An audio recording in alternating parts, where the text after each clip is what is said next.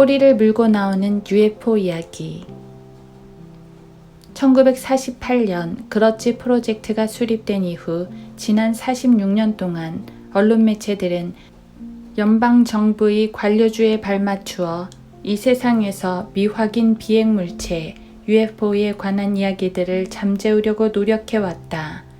어젯밤 비행 접시가 공중에 떠 있는 것을 보았다. 전에는 비행 접시가 없던 자리였다. 오늘 다시 보니 비행 접시가 또 눈에 띄지 않는다. 아, 제발 그것이 꺼져버렸으면 좋겠다. 5번이나 더 있다가 없어졌다. 오늘도 없다. 어째서 그것들은, 정말이지, 그것들은 어째서 꺼져버리지 않는 걸까?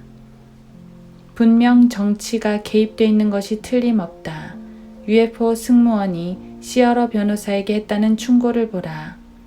셔머가 UFO 출현을 두고 이 세계를 정복하기 위한 침입은 아니었다고 말한 사실은 예외로 하고라도 베넷비츠가 침입이라고 묘사했던 UFO 출현 사실을 덮어버리는 데에는 정치가 가장 중요한 열쇠를 쥐고 있는 것이다. 우호적인 침입이었다니 정말 대단히 긍정적인 시각이다. 그렇지 않은가? UFO는 목격되었고 사진으로 촬영되었으며 레이더로 추격되기도 했는가 하면 거기에 발포 사격을 가하기도 했고 근접 관찰도 이루어졌으며 200명이 넘는 증인들에 의하면 그 안에 들어가 보기까지 했던 정말로 실제하는 물체였다.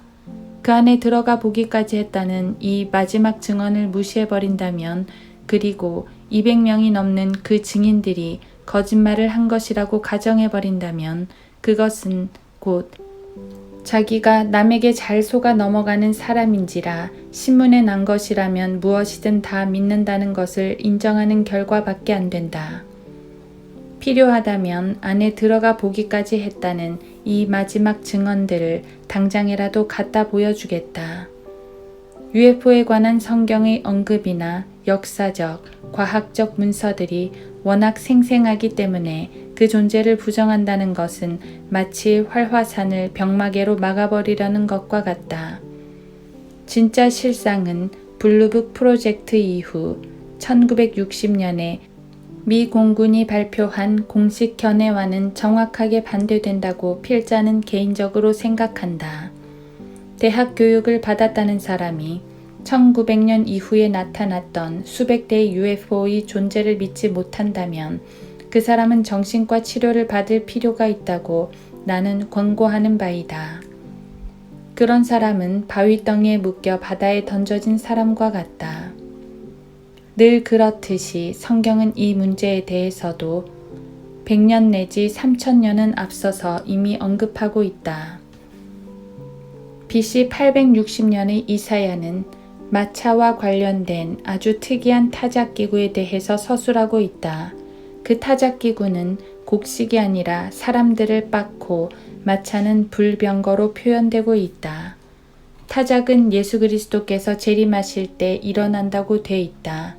요한계시록 14장 15절, 이사야 41장 15절, 하박국 3장 12절.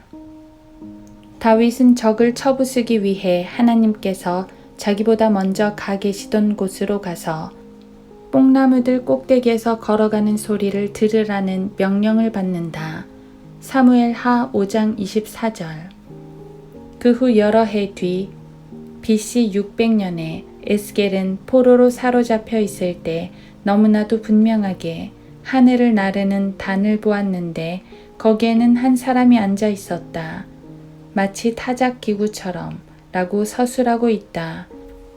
에스겔 1장 10장. 그리고 그 단은 4개의 나르는 원반, 바퀴들이 달려 있었고 생물의 변종이 타고 있었다. 지금 여기서 에스겔 1장과 10장과 관련하여 무슨 교리적인 이야기를 하려는 것이 아니다. 여기에 등장하는 모든 것들이 그리스도의 재림을 다루고 있고 요한계시록 4장 6에서 8절과 에스겔 28장 14절과 관계가 있으며 그 밖에 과학적으로 증명되지 않는다거나 자연적인 현상이라거나 또는 과학적인 현상 따위가 아니라 초자연적인 현상에 대해 언급하고 있는 성경의 다른 말씀들과 연관을 맺고 있다. 어떤 결탁이 정말 존재한다면, 아니, 이사야 14장, 예레미야 11장 9절, 에베소서 6장 10에서 17절, 고린도후서 4장 1에서 7절 및 요한계시록 12장 17장에 보면 분명히 어떤 결탁이 존재하는데, 그 결탁자들은 나르는 뱀들뿐만 아니라 이사야 14장 29절, 나르는 인간들, 나르는 가축들, 그리고 나르는 사자들로 구성되어 있는 것으로 나타나 있다. 성경은 어느 시대, 어느 나라의 가장 두뇌가 좋다는 석학들보다도 언제나 100년에서 3000년은 앞서가고 있다. 스가랴 5장에 보면 몇 대의 UFO가 나타났다는 것을 알 수 있다. 그 중 하나는 공중을 거쳐 집으로 들어가는 날아가는 두루마리로 묘사되고 있다. 스가랴 5장 1에서 4절. 그 다음 것은 첫 번 것보다 훨씬 더 환상적인 것이었다. 그것은 마치 에바, 즉 돛박처럼 생긴 커다란 비행 접시였다. 그 꼭대기에는 나무로 된 맨홀 뚜껑이 있는데 그 뚜껑을 열면 그 안에 한 여인이 앉아 있다. 이 괴상하게 생긴 장치를 두 여인, 하피 여신, 황새의 날개를 가진 여인이 땅에서 들어 올리더니 유프라테스 강가의 바빌론으로 옮겨가 거기 그 땅의 기초 위에 세워진다. 스가랴 5장 11절. 그 기초가 원래의 바벨탑이 세워졌던 바로 그 터였다. 신할 땅, 창세기 11장 1에서 2절. 킹제임스 성경을 주의 깊게 읽는 사람이라면 지금쯤 롯이라는 단어가 성경 창세기 11장 27절에서 처음으로 나온다는 사실을 알게 될 것이다. 롯의 날들에 그것이 그러하였던 것처럼 또 장래에도 그렇게 되리라. 만약 공중에 떠 있는 정원들이 있었다는 문자 그대로의 바빌론 도시가 다시 재건된다면 보스라, 쿠웨이트, 사막의 폭풍작전, 엑슨, 사담 후세인 등이 모두 그 도시에 잘 어울리는 배경들이다. 1929년 클라렌스 라키는 문자 그대로의 바빌론이 재건되어 아프리카, 아시아, 유럽과 동맹한 유엔의 국제 수도가 될 것이라고 말했다. 로스앤젤레스 타임즈지는 1975년 12월 3일자 USAAC, 미국 카톨릭 연합회와 튜린 대학, 카톨릭 대학의 주관하에 원래의 탑이 재건될 계획이라고 보도한 바 있다. 이라크의 고대 문화성이 그들의 계획 추진을 지도하도록 돼 있었다. 1971년 이라크는 바빌론 재건 계획을 세울 예정인 것으로 알려져 있었다. 그들은 전 세계 인구의 8분의 7이 미국이나 유럽 편 땅이 아니라 자기네 편 땅에 살고 있기 때문에 이러한 계획을 세워 놓았다는 것이었다. 이 사업을 추진코자 했던 사람은 미케 요이언이라는 사람이었는데 그는 이라크의 유전의 80%를 소유하고 있는 것으로 알려져 있다. 이미 1978년부터 공중에 떠 있는 정원을 만들기 위한 준비가 돼 있고 남부 지역에 궁전을 세울 것이며 님마흐 사원을 재건할 준비가 이미 다 돼 있다고 그는 주장했다. 미케 요이언은 공중에 떠 있는 정원에 물을 대는 데 필요한 수력학 원리를 발견하는 사람에게 $1,000,000를 제공하겠노라고 제안한 바도 있다. 1989년 9월로 거슬러 올라가서 이라크는 바빌론 재건에 $490억 이미 투자한 것으로 추산되고 있는데 타임지는 1979년 3월 20일자 바빌론이 잿더미 위에서 다시 솟아오르고 있다고 보도한 바 있다.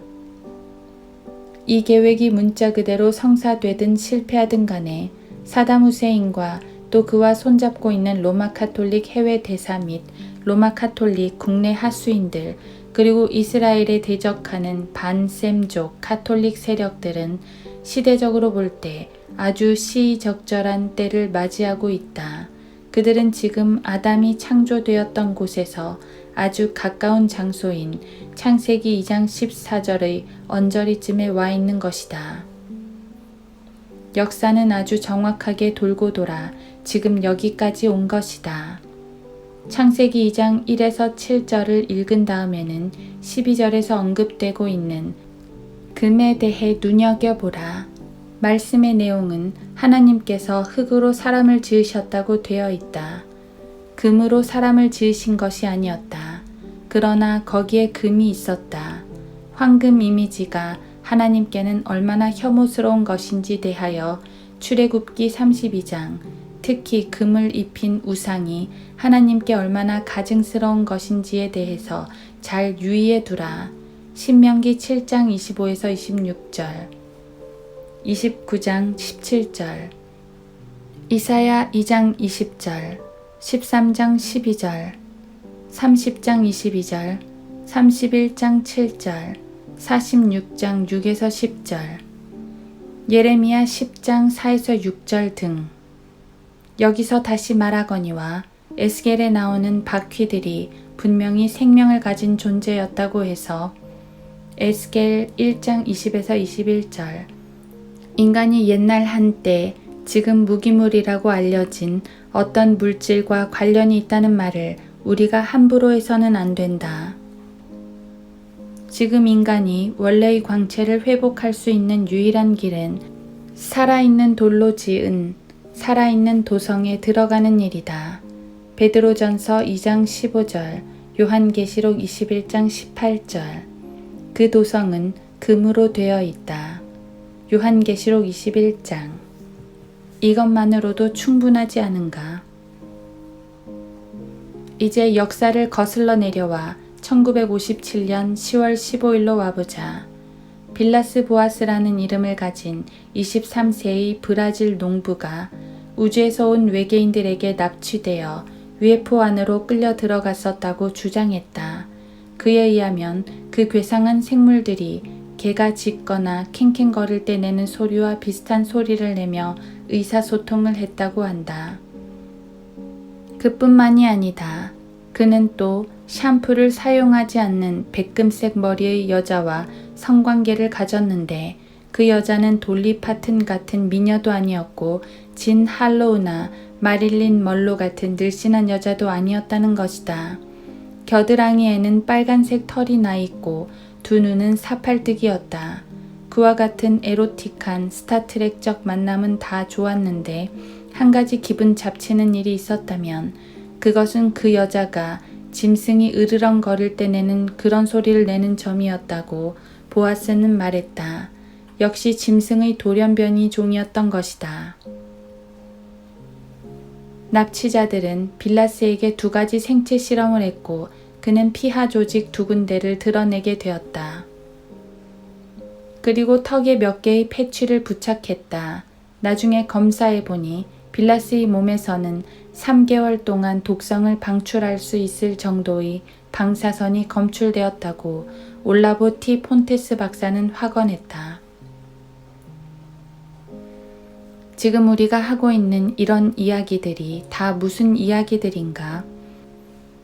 이게 다 스타워즈나 제임스 본드식 이야기들인가? 어쩌면 25세기의 박 로저스 이야기거나 아니면 플래시 고든과 간악한 밍 이야기들인가? 사팔뜨기 눈 이야기가 거기서 나온다는 것을 잊지 말라. 아니면 미드나이트 출판사나 인콰이어러 출판사에 팔아먹을 또 한 가지의 싸구려 공포영화 같은 공상과학 소설인가? 이게 술주정뱅이 시골 농부가 주절된 무미건조한 이야기에 지나지 않는가?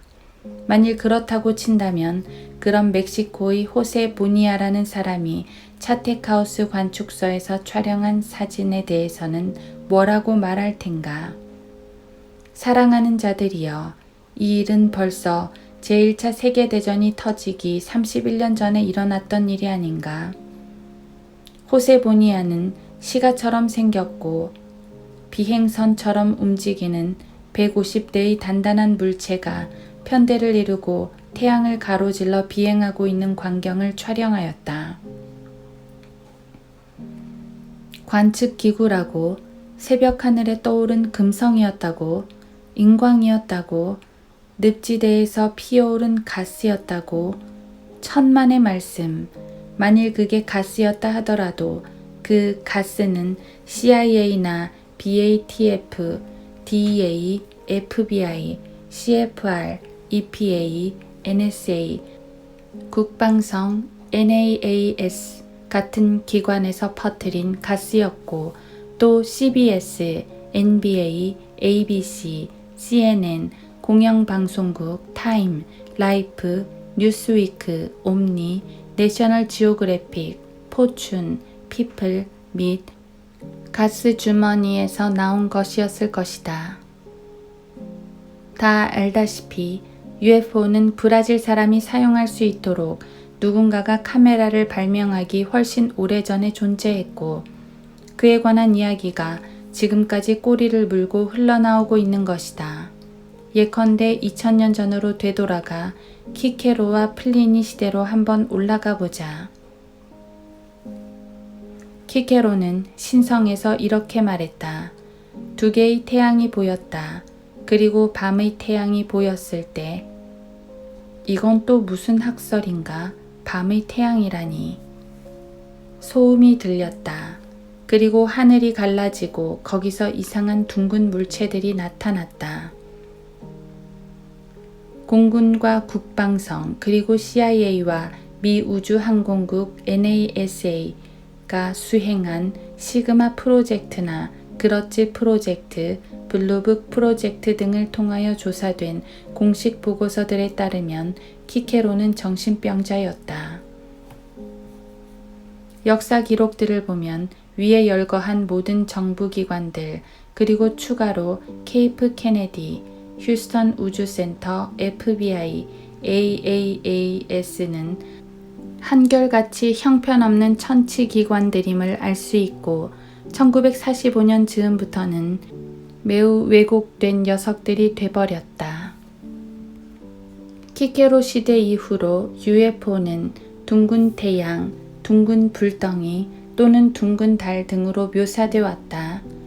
플리니 원로는 그에 져서 자연주의 역사 가운데서 이렇게 말하고 있다. 밤의 태양이었다. 세실로와 파필로의 영사로 부임해 있을 당시 밤하늘에 광채를 발하는 물체가 나타나더니 마치 대낮처럼 환해졌다.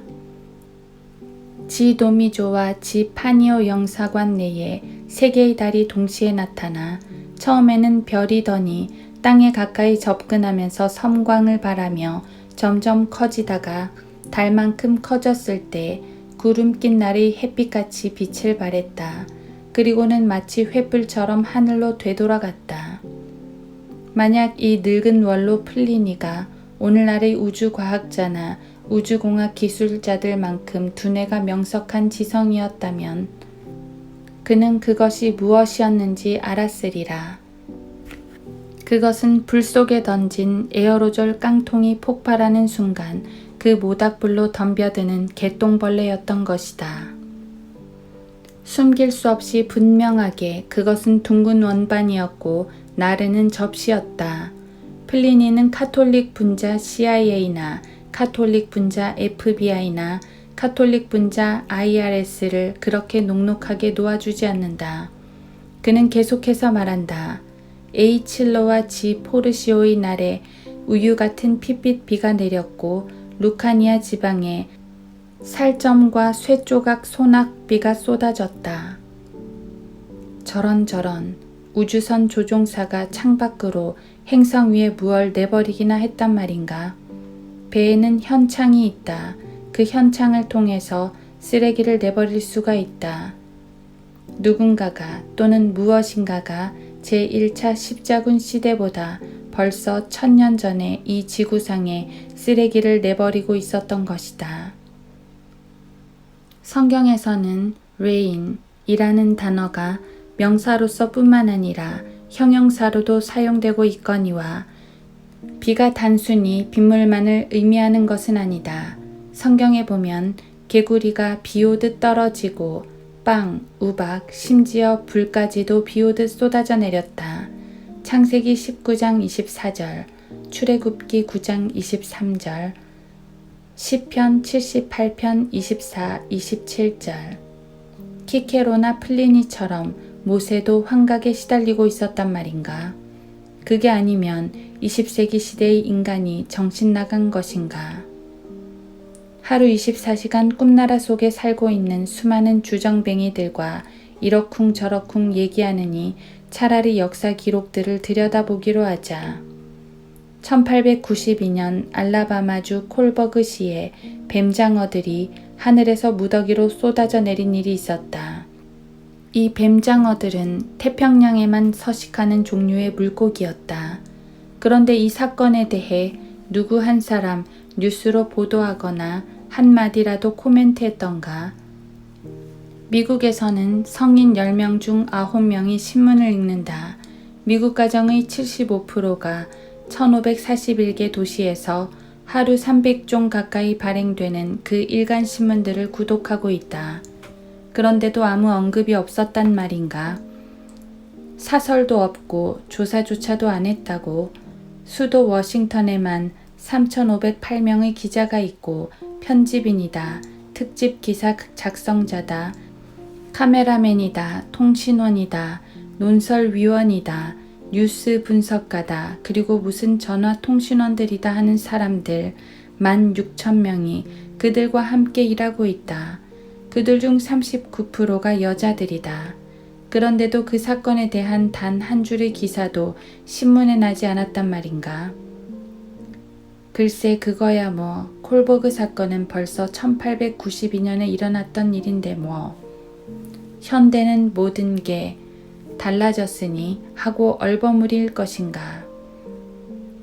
아, 그렇습니까? 그렇다면 1966년 버터 같기도 하고 왁스 같기도 한 덩어리들이 영국과 유럽 전역에 쏟아져 내렸던 사건은 어떻게 하지요? 1966년 봄 프랑스의 어느 여인네 집 뒷마당에만도 그런 물체가 100개도 넘게 떨어져 있었지 않았던가요? 비 오듯 쏟아져 내린 개구리 사건은 BC 1500년의 모세 시대에나 일어났던 옛날 얘기가 아니다. 플로리다주 올랜도시에서는 1954년 9월 26일 오후 3시 45분에 두꺼비들이 하늘에서 비 오듯 쏟아져 내렸는데 1961년 여름에는 남캐롤라이나 주 스탠리시에서도 같은 사건이 벌어졌다.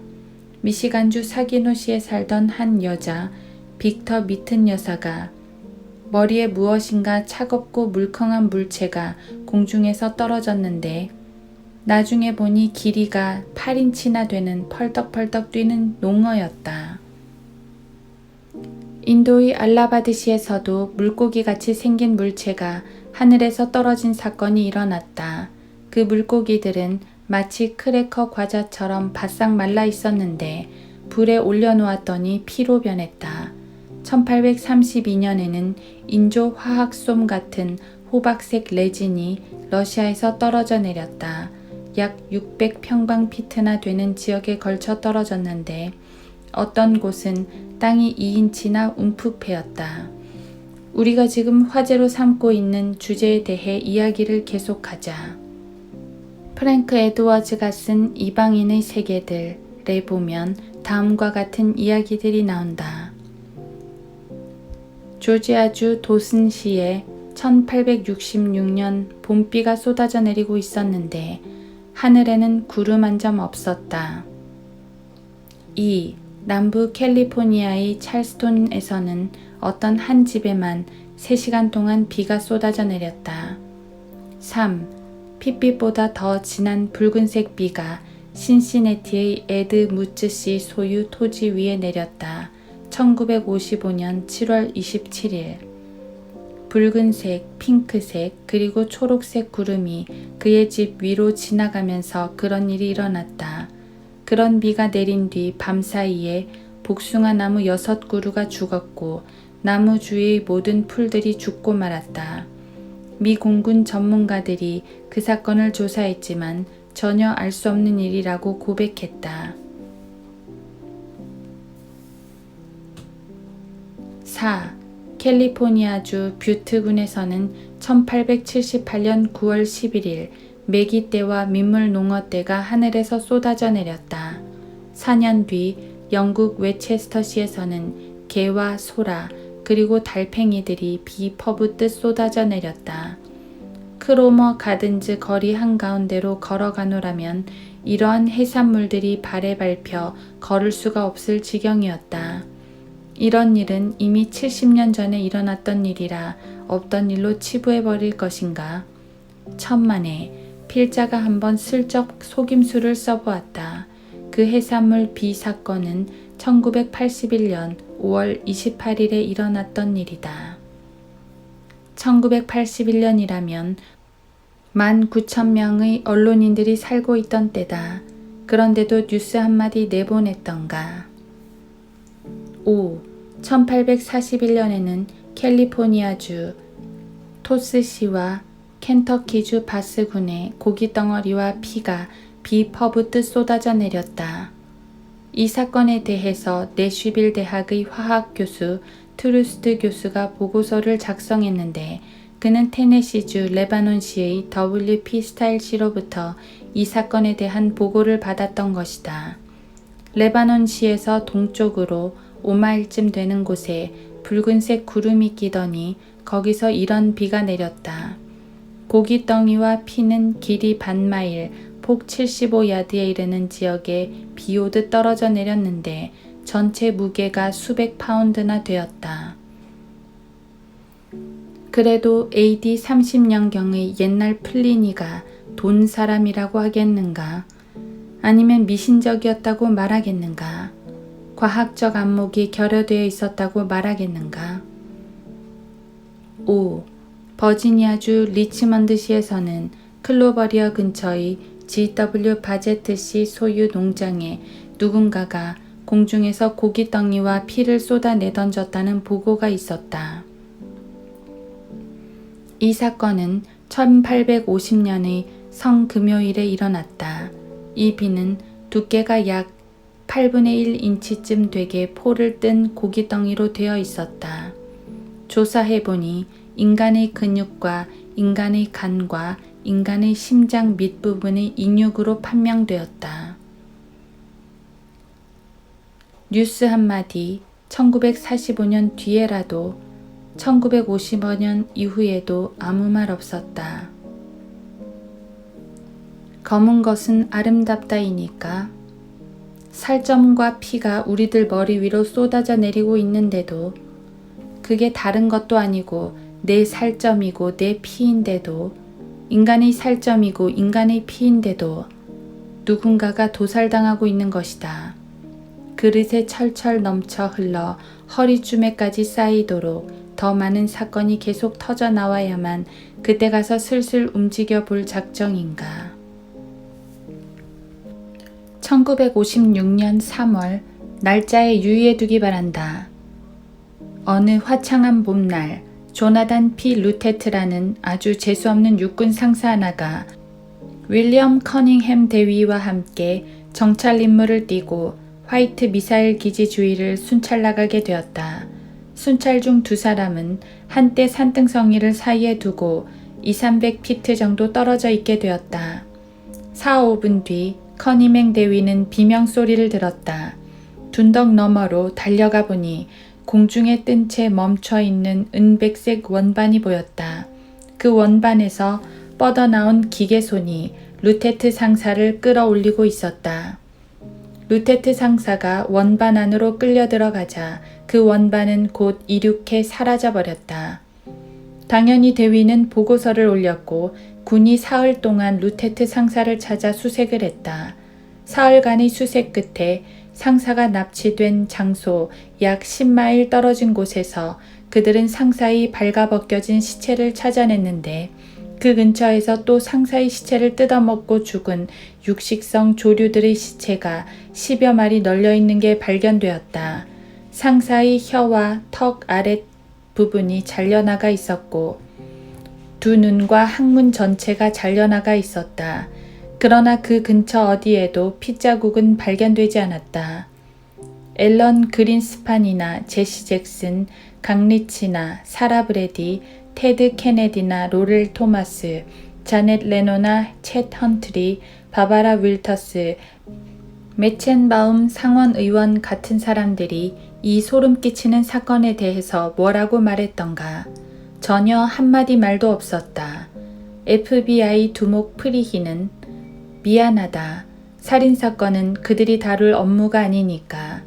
그러나 ACLU 전미평등권연합은 어디 있었는가? 아, 그렇지. 그네들은 성경을 학교에 갖고 왔다고 15살 먹은 애들을 고발하는 일에 매달려 있었지. 단 라더 씨와 샘 로날드 씨는 남성 동성연애자들 및 멕시코인 미립국자들과 면담을 했다는 몇몇 여자들이 쓴 글이나 읽고 있었다. UFO 따위는 뉴스 분석가들이나 FBI 요원들, 뉴스 해설자들이나 아나운서들이 오늘의 뉴스로 보도해야 할 만큼 신경 쓸 일이 전혀 못 되었다. 불가사의의 편람 가운데서 티토 리보는 다음과 같이 기술하고 있다. 높은 하늘에 빙빙 회전하고 있는 둥근 방패가 보인다. 하늘이 마치 큰 상처가 난 듯 갈라지고 그 틈으로 강한 빛이 비쳐나오고 있다. 둥근 방패가 공중에서 빙빙 돌고 있다면 그것이 무엇인지 짐작할 수 있겠는가? 기원전에 일어났던 그 사실이 비록 사람들이 믿게 할 만한 소프트웨어 용어로 표현되지 않았다고 해서 그것을 그냥 미신이었다고 치부해버릴 수 있겠는가? 7. 1851년 샌프란시스코 헤럴드지는 군사훈련장에서 훈련을 실시하고 있던 바로 그 자리에 인간의 살점들이 비 쏟아지듯 떨어져 내렸다고 보도하고 있다. 군의관들이 그것들을 모아서 분석해 보았다. 그러나 오늘날까지 그것이 어디서 왔으며 왜 공중에서 내버려졌는지 아무도 짐작조차 못하고 있다. 나는 누가 그랬는지 안다. 악한 요정들이지 누구겠는가. AD 170년의 시리아의 헤로디아는 대낮 하늘 중간에 AD 170년 시리아인 헤로디아는 대낮 하늘 중간에 별들이 보였다고 말했다. 플루타크의 저서 케잘의 일생 가운데서 그러한 별들이 나타나는 현상은 항상 초자연적인 사건과 관계가 있다. 유성이 7일 동안 나타났었다고 말하고 있다. 영국의 비드 부주교는 저서 영국 민족사 가운데서 4개의 거대한 비행물체가 나타났다고 쓰고 있다. 하늘에서 빛이 나타나더니 기도하고 있던 수도사들 머리 위를 비추고 있었다. 그 빛은 수도원 반대편에 머물고 있다가 태양처럼 밝은 빛을 발하며 하늘 저 멀리 사라져 버렸다. 뚜르즈의 그레고리는 그의 저서 고대 프랑스의 역사 가운데서 다음과 같이 증언하고 있다. 583년 프랑스 영토 상공에 저공으로 비행하는 매우 밝은 빛을 내는 물체가 있었다. 선량했던 맏형 찰리는 810년 하늘에서 마치 번개처럼 내려오는 거대한 원반을 보았다. 그것은 동쪽 하늘에서 서쪽 하늘로 날아가고 있었다. 그 빛이 하도 밝아서 찰리가 타고 있던 말이 뒷걸음질 치는 바람에 그는 말에서 떨어져 다쳤다고 말하고 있다. 칼 대제가 정신병자였겠지. 그렇지 않은가? 모든 말은 두세 증인의 입으로 확증될 것이라. 고린도후서 13장 1절. 칼 대제, 찰리 1세의 잘못은 하나도 없었다. 워싱턴에 있는 우리들의 대통령, 우리들의 상원의원들, 우리들의 하원의원들, FBI, 자넷 레노 법무장관, 사라 브래디, 도나 샬랄라, IRS, HRS, EPA, 수행인, 고어 부통령, 그리고 얼간이 동성 연애자들이 어떤 잘못을 저지르고 있는지 독자들은 아는가? 미국의 국립교육연합회나 전미과학발전협회나 전미평등권연합회, 전미개신교교회연합회, 전미유색인 발인위원회, 전미대외관계위원회, 환경보호협회, 그리고 1만 명의 대학 교수들이 과연 어떤 짓들을 하고 있는지 정말 알고 싶은가? 그들은 전적으로 현실과는 동떨어져 있는 자들이다. 그들은 과거에 무슨 일이 일어났고 지금 무슨 일이 벌어지고 있으며 장래 어떤 일이 벌어질지 전혀 모르고 있는 자들이다. 현실과 동떨어진 일에 자신의 영혼을 내맡기고 있으니 우리들에게 아무 말도 할 수가 없는 자들이다. 교황 루이 피오의 아들 피피는 저서 루도비치 피피다 에서 이렇게 말하고 있다. 공중에 무서운 것들이 나타난 직후에 이 참살 사건이 벌어졌다. 밤중에 그것들은 불처럼 타기도 했고 피처럼 빨갛게 보이기도 했다. 수도 원장 몽포공은 그에 져서 가발리 백작에서 이렇게 쓰고 있다. 우주에서 온 이 하늘의 존재들은 그들의 거대한 비행 물체와 함께 착륙했을 때 굉장히 화가 나 있었다. 그들은 제일 똑똑한 사람들 중에서 골라낸 몇몇 남자와 여자들을 데려다가 악을 세상에 널리 퍼뜨리도록 교육시켰다. 여자들이 지구로 귀환했을 때 그들을 보니 곡식에 독을 뿌리려던 과거 우주에서 왔던 악마들처럼 보였다. 벤베누토 첼리니의 자서전에서는 진짜 맥코이가 등장한다. 벤은 이렇게 쓰고 있다. 오, 전능하신 하나님 맙소사, 플로렌스의 상공에 나타난 이 놀라운 광경을 보라. 1290년 10월 2일. 그것은 불꽃 광성 같았다.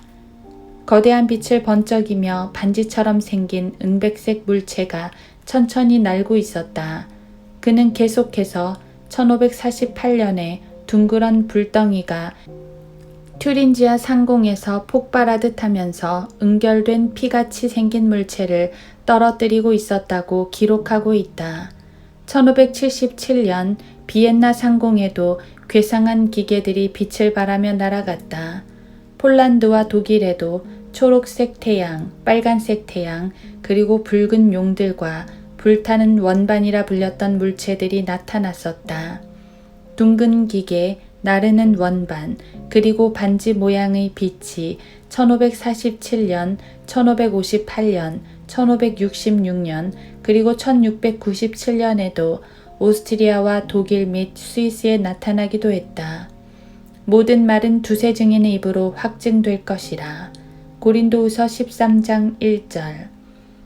네브라스카의 허버트 셔머 씨가 UFO에 납치되었다가 1967년 12월 3일 돌아와서 했던 말인즉 회전하는 원반처럼 생기고 빛과 비행음을 내던 그 나르는 기계들은 플로리에다 해안 저 멀리 아르헨티나 근처 남극지대의 바다 밑에 기지를 갖고 있었다는 것이었다.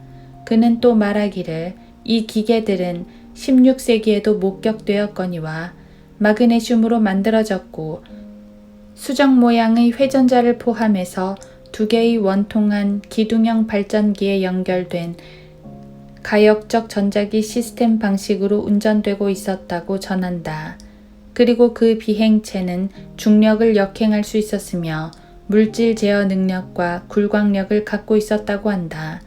그는 또 그들이 저수지와 발전소로부터 동력을 공급받을 수 있도록 돼 있었다고 말했다. 그리고 1965년에는 허버트 셔머의 증언이 진실이고 공군과 CIA, 나사, 그리고 NSA 등의 기관들이 거짓말쟁이들이라는 사실을 확인이라도 해주려는 듯 뉴햄프셔로부터는 UFO에 관한 여러 건의 보고서가 발표되고 있었다. 이들 보고들은 10개 중 9개가 그 UFO들이 송전선 바로 위에 나타났었다고 밝히고 있다. 1966년 11월에는 미국 8개 주와 캐나다 일부 지역에 사는 3,500만 명 이상의 주민들이 한꺼번에 정전소동을 맞았던 일이 있었다. 80만 명의 현대적 교육받은 해방된 지성적인 과학적인 20세기의 뉴에이지 시대 사람들이 엘리베이터와 지하철 속에 꼼짝없이 갇혔고 모든 비행장 활주로의 신호등이 꺼져버리는 바람에 수십 대의 비행기들이 어디에 착륙해야 좋을지 몰라 공중을 뱅뱅 돌고 있었다. 1966년 이래로 UFO가 나타난 일이 있던 근처에 접근하면 전기장치가 말썽을 일으켰다는 보고를 해온 자동차 운전자들과 비행기 조종사들이 최소한 20명은 되었다. 1968년경 펜사콜라에 있는 발전소 펜사콜라 성경신학원에서 200야드 떨어진 곳에 있던 전체가 화재를 일으켜 몽땅 타버렸고 50야드 떨어진 숲을 불태워버린 일이 있었다. 한 전기기사가 필자에게 전한 바에 의하면 그 발전소는 16만 와트의 전기를 발전하는 발전소였다고 한다. 그 일이 일어났던 바로 같은 시각에 걸프만과 펜사콜라 고원지대에 살던 주민들이 UFO가 해상 상공으로 이륙하는 광경을 목격했다고 보고해왔다. 그 잘난 해군 비행장과 지방 공군 부대가 이 사건과 관련해 발표한 내용은 헬리콥터 한 대가 발전소에 추락했다는 것이었다. 물론 허위 발표였다. 브루클리, 에글린, 사우플리, 펜사콜라 또는 다른 어떤 비행장에서도 실종된 헬리콥터는 한 대도 없었다. 그러니까 다른 어떤 비행체가 발전소에 추락한 것이었다. 그러나 어떤 사상자도 어떤 잔해도 또 어떤 시체도 발견되지 않았다. 알라바마나 플로리다, 조지아 또는 미시시피 그 어디에서도 실종자는 한 사람도 없었다고 한다. 그들은 또 거짓말을 한 것이다. 20년 후 펜사콜라의 한 사진사가 걸프만의 미풍에 흔들흔들 천천히 비행하며 만을 가로질러 날아가고 있던 UFO를 20분 동안이나 천연색 사진으로 촬영을 했다. 거짓말 탐지기를 3대나 가동하여 성공적으로 그를 신문하고 난 뒤에 공군사령부, 전략공군사령부, 국방성, 전략정보청, 국가보안국, 국무성, 그리고 중앙정보국이 발표한 내용인즉 허버트 셔먼은 거짓말장이었으며 정신병자였다는 것이었다. 그리고 나서 한 가지 무서운 일이 발생했다. 1988년에 추진 시스템 공학기술자 한 사람이 벼랑간 나타났는데 그는 로스 알라모스 국립연구소에서 Q급 비밀정보 사용 허가 하에서 연구활동을 하던 사람이었다. 이 사람은 밥 라자르라라는 이름을 가진 사람이었는데 메슨 물리학 연구소에서 일한 바 있고 1988년 네바다로 가서 렐리스 공군기지의 제51지구에서 갈릴레오 프로젝트에 관련된 연구를 하고 있었다. 그의 증언이 여기 있다. 이 증언은 1989년에 라스베가스의 K-라스-TV 방송국 앵커맨이었던 조지 넵시가 주선해서 거짓말 탐지기 테스트까지 거친 증언이다. 우선 무엇보다도 중요한 점은 이 증언이 물리학을 전공한 대학 출신 공학기술자의 목격담이라는 사실이다.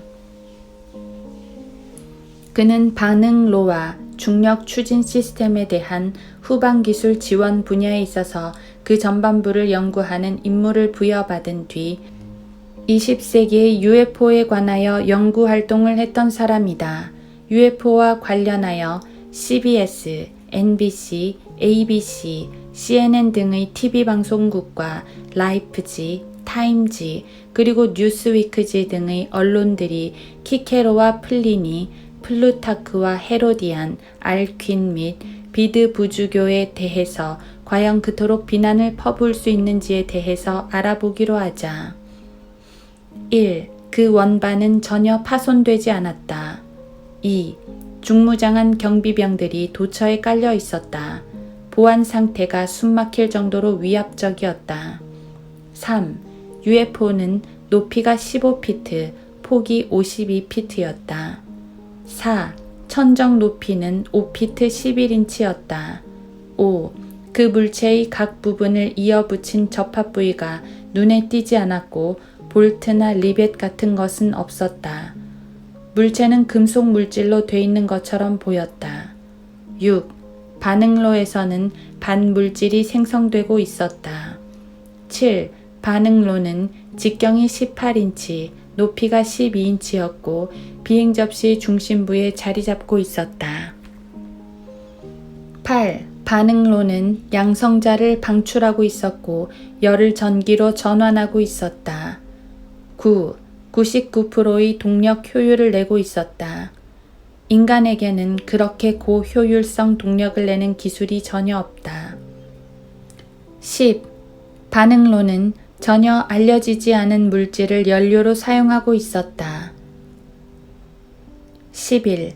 우리는 그 물질을 일정한 규격으로 된 격자 무늬의 칸 안으로 삽입하였다. 그리고 거기에 안전 물질 번호를 매겼는데 그 번호가 115호였다. 12. 은화 크기 동그랗게 생긴 이 물질을 삽입하고는 거기서 삼각형 모양의 쐐기들을 절삭해내어 반응로에 넣어야 했다. 지금 이 얘기가 중세 암흑시대의 미신에 대한 이야기라고 생각되는가? 그렇다면 어째서 현대 교육제도는 과거 2000년 동안이나 수집된 과학적 증거들을 모두 인멸해버리고 있단 말인가? 13. 비행 접시는 무거웠고 구릿빛 나는 오렌지색이었다. 방사능을 띠고 있지는 않았지만 독성을 띠고 있을 가능성이 있었다. 14. 9대의 UFO 전체가 비행 접시 밑바닥에 있는 제3요소 안에 3개의 중력 증폭 장치를 갖고 있었다. 15. 반응로는 오미크론과 델타 두 가지 방식으로 가동되었다. 비행 접시는 각각 독자적인 자기장을 갖고 있었다. 나는 가동 방식을 직접 목격할 수 있었다. 이들 증언에 대한 우리 정부의 반응은 어떠했던가? 라자르, 자넨 미쳤군. 너무 많이 알면 미쳐버리느니라. 키케로가 미쳤었고 플리니가 미쳤었으며 플루타크도 돌았고 알퀸도 헤로디안도 줄리앙도 피핀도 뚜르즈의 그레고리도 모두 미쳐버린 자들이었다. 당신과 나만 빼놓고 그들은 모두 제정신이 아니다. 어떤 때는 당신도 의심스럽다.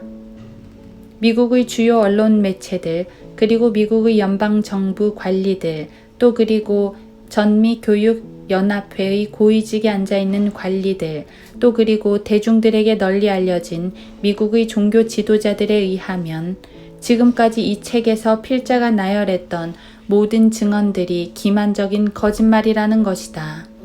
이러한 미국의 지도자들의 말을 믿을 만큼 독자들이 어리석은 사람이라면 당신들 모두 바보 수용소에나 들어가야 한다. 셰익스피어 왈, 앞을 가로막더니 등 뒤에서 치는구나. 헨리 4세에서 에드워드 왈, 내 눈이 부시더니 3개의 태양이 보이는구나. 그 하나하나가 모두 완전한 태양이다. 보라, 보라. 그것들이 서로 합쳐지더니 포옹하고 키스하는구나.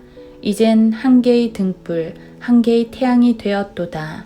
이러는 가운데 하늘에는 어떤 사건이 나타났도다. 아나테스 로리센네스 왈, 섹슨족이 시기스버그의 샤를마뉴 기병들을 포위하고 있을 때 날에는 방패들이 나타났다. 등불처럼 눈부신 광선이 비치더니 붉은 용들이 공중을 날아다니는 것이 보였다. 전쟁이나 죄에 대한 이야기를 빼고는 이 지구상에서 UFO에 관한 이야기만큼 끊임없이 꼬리를 물고 흘러내려오는 이야기가 또 없다. 웬도버의 베네딕틴 회 로저는 796년 작은 공들이 태양 주위에 비행하고 있는 것이 영국의 여러 곳 사람들에 의해 목격되었다고 말했다. 아, 저런 벤군, 그건 입에 손전등을 물고 날던 한때의 갈매기들이었다고 잊어버리게나. 여보게, 지금은 20세기가 아닌가. 멍청하긴, 우린 지금 암흑시대에 살고 있는 게 아니란 말일세. 옵시퀴어스 줄리아는 BC 222년에 세계의 달이 보였다고 말한다. BC 175년 디온느 카시오 코세이아노는 몇 개의 별들이 라누비오의 하늘 위를 가로질러 날아갔다고 말한다. 가을에서는 사람들이 세 개의 태양과 세 개의 달을 보았다. 스폴레토 근처의 황금색 불빛을 내는 공 하나가 땅 위로 굴러가면서 점점 더 커지더니 땅을 가로질러 동쪽으로 이동해 갔다. BC 122년. 1768년 독일 시인 괴테는 그의 자서전 제6권에서 이렇게 기술하고 있다.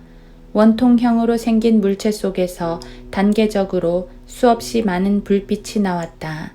어찌나 밝은지 눈이 부셨다. 두세 증인의 입으로. 고린도후서 13장 1절. 독자들은 이런 이야기들이 정말 구시대적 발상이라고 생각하는가? 그렇다면 유엔으로 하여금 유고슬라비아의 세르비아인들을 가능한 한 많이 죽여 없애도록 독려하기에 바빴던 1981년의 우리 평화의 수호 부인 펜실베니아주 피츠버그 이야기는 어떤가? 우리의 여사가 나타나면 태양이 떨며 궤도를 수정하면서 무지개를 발한다. 태양은 회전하고 불빛 기둥으로 변한다. 이게 1981년 미국에서의 이야기다.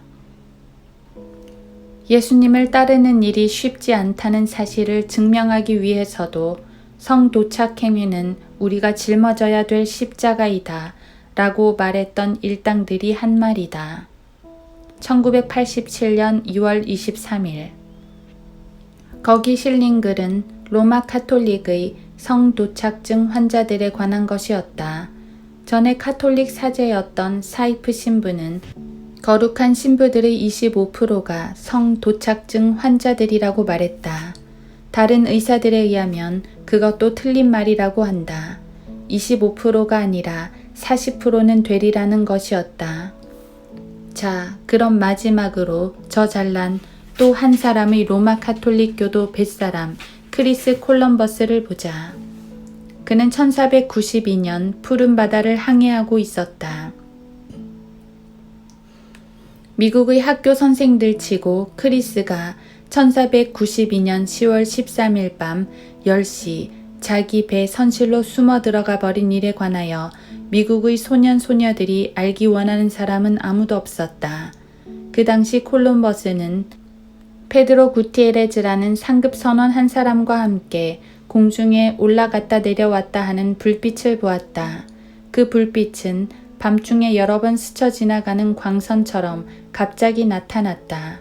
크리스는 버뮤다 삼각지대 위를 미끄러지듯 항해하고 있던 중이었다. 불빛이 그의 배 앞에서 위아래로 춤추듯 움직이더니 배 옆을 스치고 지나갔다. 기상 관측기구란 말인가? 새벽 하늘에 떠오르는 새별이었단 말인가?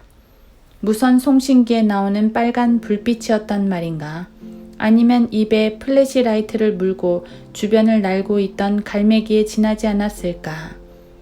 그럼에도 불구하고 카톨릭 유령들과 도깨비들과 성도착증 환자들과 마리아들과 헛개비들과 그리고 카톨릭 바다 귀신들이 모두 심사숙고했지만 콜럼버스는 분명 선 뉴스 페이퍼지가 1987년 10월 27일 387척의 선박을 삼켜버린 블랙홀이라고 말한 바로 그 자리에 있었던 것만은 사실이었다. 어쨌거나 그 사실 또한 검은 것은 아름답다와 완벽하게 들어맞는 사건이었다.